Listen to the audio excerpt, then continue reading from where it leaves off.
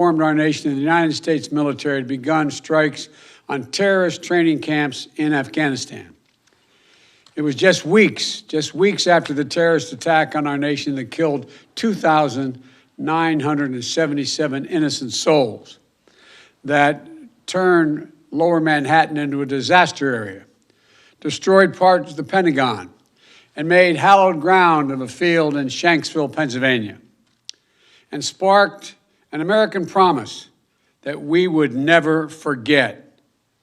We went to Afghanistan in 2001 to root out Qaeda, to prevent future terrorist attacks against the United States planned from Afghanistan. Our objective was clear. The cause was just. Our NATO allies and partners rallied beside us.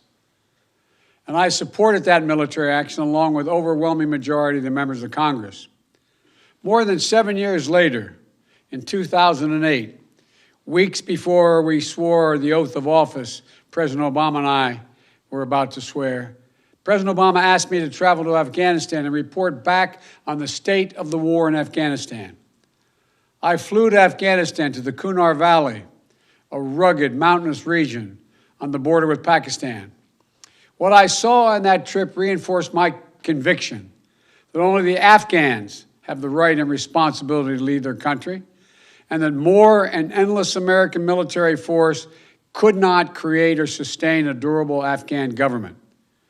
I believed that our presence in Afghanistan should be focused on the reason we went in the first place, to ensure Afghanistan would not be used as a base from which to attack our homeland again. We did that. We accomplished that objective. I said, among with others, we'd follow Osama bin Laden to the gates of hell if need be. That's exactly what we did, and we got him. It took us close to 10 years to put President Obama's commitment into form, and that's exactly what happened. Osama bin Laden was gone. That was 10 years ago. Think about that. We delivered justice to bin Laden a decade ago, and we've stayed in Afghanistan for a decade since. Since then, our reasons for remaining in Afghanistan have become increasingly unclear, even as the terrorist threat that we went to fight evolved. Over the past 20 years, the threat has become more dispersed, metastasizing around the globe. Al-Shabaab in Somalia, Al-Qaeda in the Arabian Peninsula, al-Nusra in Syria, ISIS attempting to create a caliphate in Syria and Iraq, and establishing affiliates in multiple countries in Africa and Asia. With the terror threat now in many places, keeping thousands of troops grounded and concentrated in just one country at a cost of billions each year makes little sense to me and to our leaders. We cannot continue the cycle of extending or expanding our military presence in Afghanistan, hoping to create ideal conditions for the withdrawal and expecting a different result. I'm now the 4th United States president to preside over American troop presence in Afghanistan. 2 Republicans, 2 Democrats. I will not pass this responsibility on to a 5th. After consulting closely with our allies and partners, with our military leaders and intelligence personnel, with our diplomats and our development experts, with the Congress and the Vice President, as well as with Mr. Ghani and many others around the world, I've concluded that it's time to end America's longest war. It's time for American troops to come home.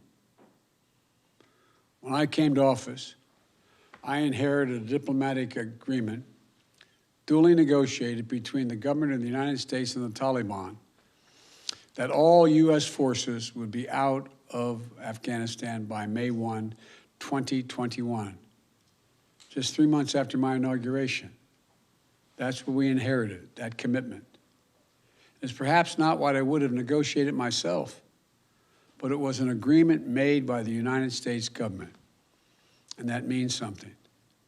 So in keeping with that agreement and with our national interest, the United States will begin our final withdrawal, begin it on May 1 of this year. We'll not conduct a hasty rush to the exit. We'll do it responsibly, deliberately, and safely. And we will do it in full coordination with our allies and partners who now have more forces in Afghanistan than we do.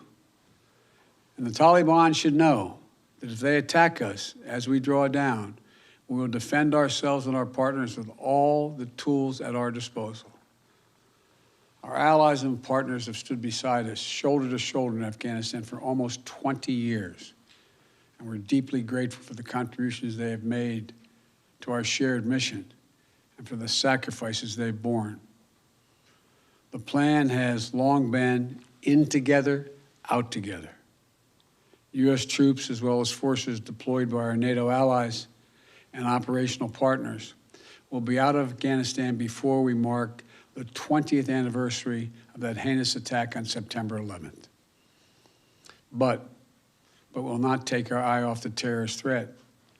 We'll reorganize our counterterrorism capabilities and the substantial assets in the region to prevent reemergence of terrorists or the threat to our homeland from over the horizon. We'll hold the Taliban accountable for its commitment not to allow any terrorist to threaten the United States or its allies from Afghan soil. The Afghan government has made that commitment to us as well, and will focus our full attention on the threat we face today. In my direction, my team is refining our national strategy to monitor and disrupt significant terrorist threats, not only in Afghanistan, but anywhere they may arise, and they're in Africa, Europe, the Middle East, and elsewhere. I spoke yesterday with President Bush to inform him of my decision. While he and I have had many disagreements over policy throughout the years, we're absolutely united in our respect and support for the valor, courage, and integrity of the women and men of the United States Armed Forces who served. I'm immensely grateful for the bravery and backbone that they have shown through nearly 2 decades of combat deployments. We as a nation are forever indebted to them and to their families. You all know that less than 1% of Americans serve in our armed forces. The remaining 99% of them, we owe them. We owe them. They've never backed down from a single mission that we've asked of them. I've witnessed their bravery firsthand during my visits to Afghanistan. They've never wavered in their resolve. They've paid a tremendous price on our behalf. And they have the thanks of a grateful nation. While we'll not stay involved in Afghanistan militarily, our diplomatic and humanitarian work will continue. We'll continue to support the government of Afghanistan. We will keep providing assistance to the Afghan national defenses and security forces. And along with our partners, we have trained and equipped a standing force of over 300,000 Afghan personnel today, and hundreds of thousands over the past 2 decades. And they'll continue to fight valiantly on behalf of the Afghans at great cost. They'll support peace talks, as we will support peace talks between the government of Afghanistan and the Taliban facilitated by the United Nations. And will continue to support the rights of Afghan women and girls by maintaining significant humanitarian and development assistance. And we'll ask other countries in the region to do more to support Afghanistan, especially Pakistan, as well as Russia, China, India, and Turkey. They all have a significant stake in the stable future for Afghanistan. And over the next few months, we'll also determine what a continued U.S. diplomatic presence in Afghanistan will look like, including how we'll ensure the security of our diplomats. Now look, I know there are many who will loudly insist that diplomacy cannot succeed without a robust U.S. military presence to stand as leverage. We gave that argument a decade. It's never proved effective. Not when we had 98,000 troops in Afghanistan, and not when we were down to a few thousand. Our diplomacy does not hinge on having boots in harm's way, U.S. boots on the ground. We have to change that thinking. American troops shouldn't be used as a bargaining chip between warring parties and other countries. You know, that's nothing more than a recipe for keeping American troops in Afghanistan indefinitely. I also know there are many who will argue that we should stay stay fighting in Afghanistan because withdrawal would damage America's credibility and weaken America's influence in the world. I believe the exact opposite is true. We went to Afghanistan because of a horrific attack that happened 20 years ago. That cannot explain why we should remain there in 2021. Rather than return to war with the Taliban, we have to focus on the challenges that are in front of us. We have to track and disrupt terrorist networks and operations that spread far beyond Afghanistan since 9/11. We have to shore up American competitiveness to meet the stiff competition we're facing from an increasingly assertive China. We have to strengthen our alliances and work with like-minded partners to ensure that the rules of international norms that govern cyber threats and emerging technologies that will shape our future are grounded in our democratic values, not those of the autocrats. We have to defeat this pandemic and strengthen the global health system to prepare for the next one, because there will be another pandemic. You know, we'll be much more formidable to our adversaries and competitors over the long term if we fight the battles for the next 20 years, not the last 20. And finally, the main argument for staying longer is what each of my three predecessors have grappled with. No one wants to say that we should be in Afghanistan forever, but they insist now is not the right moment to leave.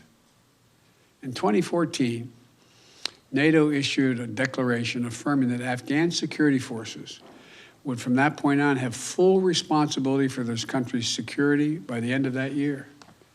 That was 7 years ago. So when will it be the right moment to leave? 1 more year? 2 more years? 10 more years? 10, 20, $30 billion more than the trillion we've already spent? Not now. That's how we got here. And in this moment, there's a significant downside risk to staying beyond May 1st without a clear timetable for departure.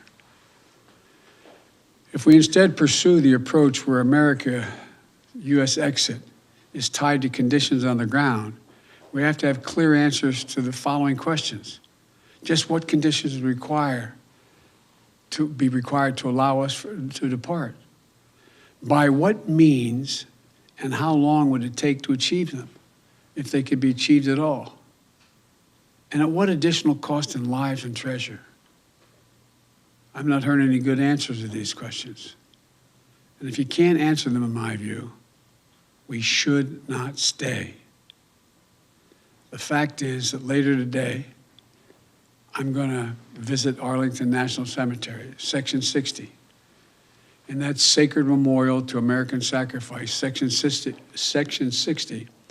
is where our recent war dead are buried, including many of the women and men who died fighting in Afghanistan and Iraq. There's no comforting distance in history in Section 60. The grief is raw. It's a visceral reminder of the living cost of war. For the past 12 years, ever since I became vice president, I've carried with me a card that reminds me of the exact number of American troops killed in Iraq and Afghanistan. That exact number, not an approximation or rounded off number, because every one of those dead are sacred human beings who left behind entire families. An exact accounting of every single solitary one needs to be had. As of today, there are 2,488 U.S. troops and personnel who've died in Operation Enduring Freedom and Operation Freedom's Sentinel, our Afghanistan conflicts. 20,722 have been wounded. I'm the first president in 40 years who knows what it means to have a child serving in a war zone. And throughout this process, my North Star has been remembering what it was like when my late son, Bo, was deployed to Iraq. How proud he was to serve his country, how insistent he was to deploy with his unit, and the impact it had on him and all of us at home. We already have service members doing their duty in Afghanistan today whose parents served in the same war. We have service members who were not yet born when our nation was attacked on 9/11. War in Afghanistan was never meant to be a multi-generational undertaking. We were attacked. We went to war with clear goals. We achieved those objectives. Bin Laden is dead, and Al-Qaeda is degraded in Iraq, in Afghanistan. And it's time to end the forever war. Thank you all for listening. May God protect our troops. May God bless all those families who lost someone in this endeavor.